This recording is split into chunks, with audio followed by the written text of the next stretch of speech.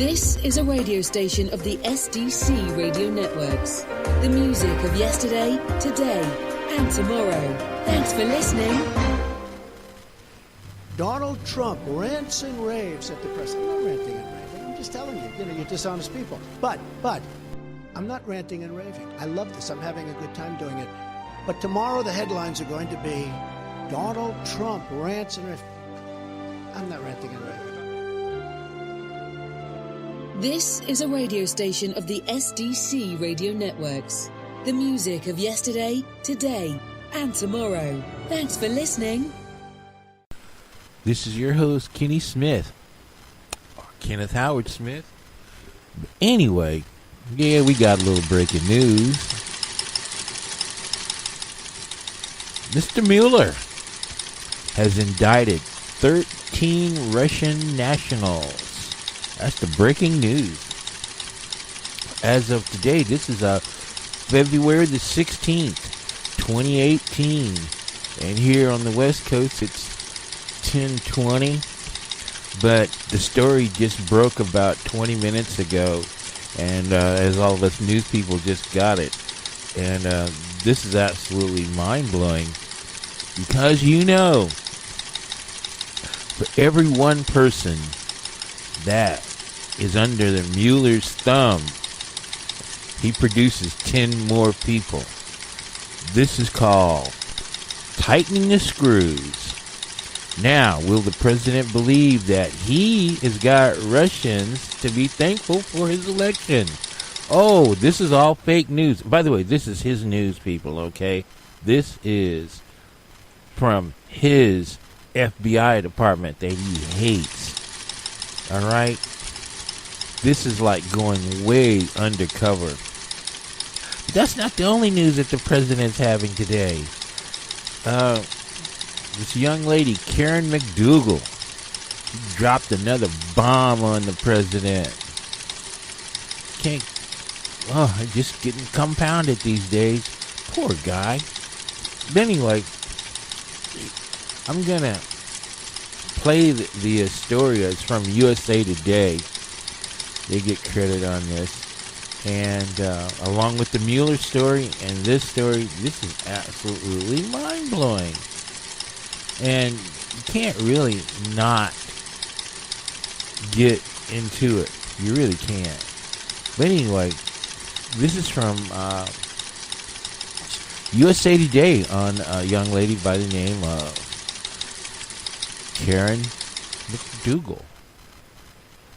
Stormy Daniels wasn't the only one to reportedly engage in an affair with President Trump while married to Melania. He also carried out an affair with a former Playmate of the Year, and the National Enquirer worked to bury the story. In a remarkable report by Ronan Farrow for The New Yorker, model Karen McDougal documents in 8 pages of handwritten notes shared by a friend 9 months of an affair with the billionaire. According to the note, it all started in June of 2006, when Trump met her at a party for The Apprentice at the Playboy Mansion. At the time, Trump would have been married to Melania for less than 2 years. McDougal writing, he kept telling her how beautiful she was, adding, "I was so nervous. I was into his intelligence and charm. Such a polite man. We talked for a couple hours, then it was on. We got naked and had sex." McDougal writes, Trump at first offered her money, but she refused the offer and they continued the affair, meeting whenever he was in LA. But the bombshell report also claims after the affair ended in April of 2007, National Enquirer publisher American Media Inc. paid McDougal $150,000 for the exclusive rights to her story, but then killed the piece. It also approached her about extending her contract amidst reports of an affair between Trump and porn star Stormy Daniels. Farrow implying Trump's long-rumored and long-standing relationship with the National Enquirer has effectively worked to protect the president from salacious headlines. The White House has dismissed Farrow's report as fake news.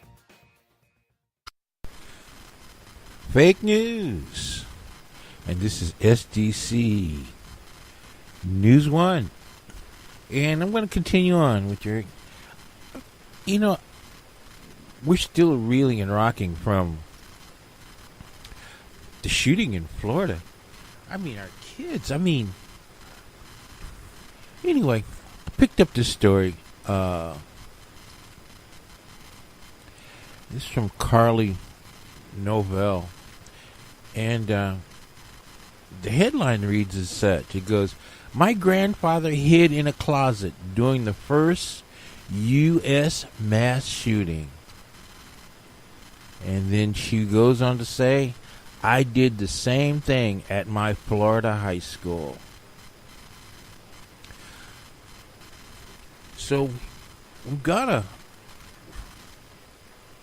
start the story off. I'm gonna read it two different ways, okay? I really ain't got no choice to read it but two different ways. I really haven't, but I've got to read it like this. And forgive me, but here we go. On September the 6th, 1949, Carly Novell's grandfather, Charles Cohen, hid in a closet in his home in Camden, New Jersey, during what is considered the first mass murder in the United States history. From inside the closet, he would hear as the murderer, Howard Unruh, shot his parents. Now, nearly 70 years later, the young lady, Carly Novell, 17, found herself huddled in a closet during the mass shootings at Marjorie Stoneman Douglas High School on Wednesday. And I'm going to read a small excerpt from Carly's story. I'm going to read it two different ways. But this way I'm going to read like this is her saying this. It says, "I was in my newspaper class. I was just sitting and hanging out and talking to my friend. And the alarm went off and we were just like, oh, again? We'd already had a fire drill in the morning, but we didn't question it, and we all just started walking outside." I'm going to stop that story right there.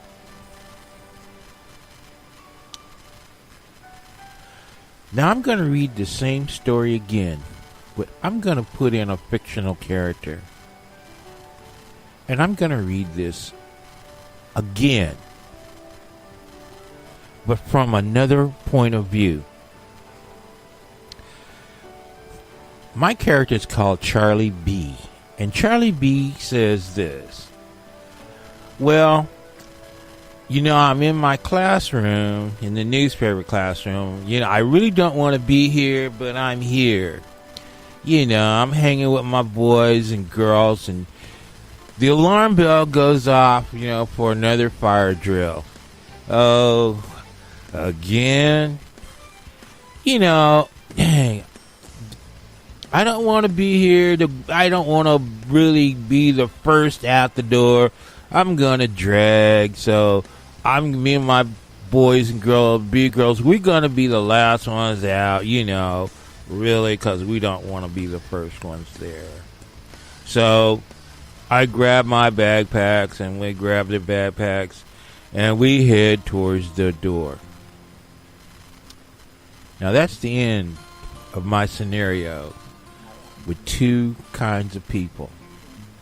Carly Novell,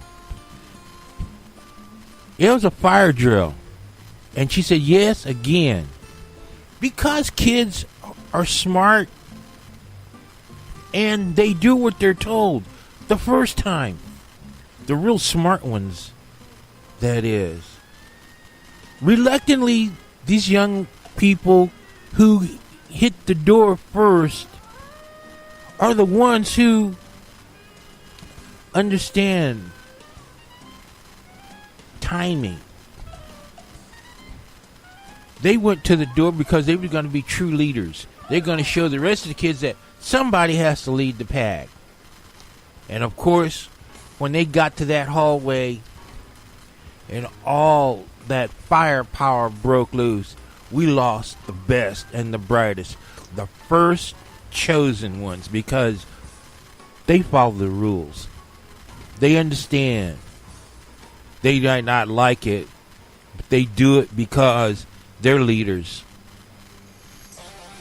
Now, on the other side of that story, we had little Charlie B, who's just a person. I don't know if anybody is like that at that school. But he was probably one of the persons that is saved because he didn't get out the door in time because he was dragging behind. He don't want to be there, but he's the last one to leave. You know, he comes in the classroom on time, but he don't really listen. He's just there killing time. Really. He may be smarter than the teacher. He may not. But does it really matter?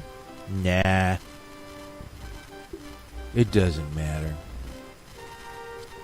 Except by his slothness, he lives. And he lives to tell the story.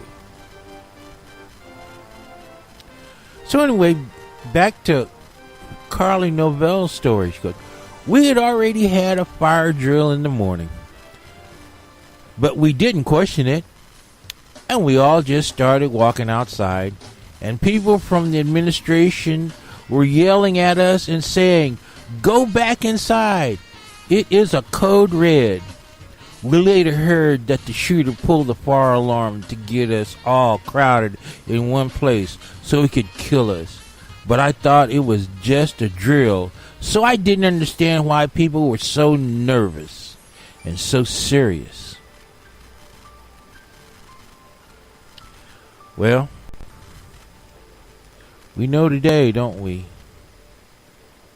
Boy, don't we know today. I don't know what to say anymore. You know, I'm about as bad as Miss Joy Behar and Whoopi Goldberg on TV, because I have no words. And me personally, I have no more words. I've been fighting these things. I've been talking about these mass killings for seemed like hundreds of years, but definitely in my little short lifetime, for at least tens of years. I've been through basically some of the most horrible ones all the way around. You know, the first ones that I remember in my collection was the guy in Texas on the clock tower. And then it just kind of like went from there. And it has been just holy terror. Talking to my daughter, I said, gee, they're in Oxnard High School. You know, she kind of avoided that era. She was probably the last of the quote-unquote good kids who, you know, you wanted to fight, you go in the parking lot and it was basically fisticuffs. No guns, maybe no knives. But it was the last day of the gentlemen broilers and brawlers in the parking lots of our high school. And we also talked about a movie called Heathers with Christian Slater and Sharon Doherty, I think. Heathers. You remember how the bullying starts?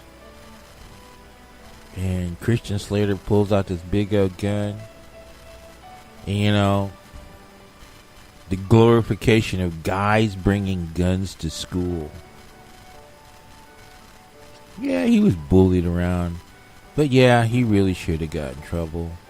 But that movie was a movie that changed the parameters of the game in schools. And it's also where the words of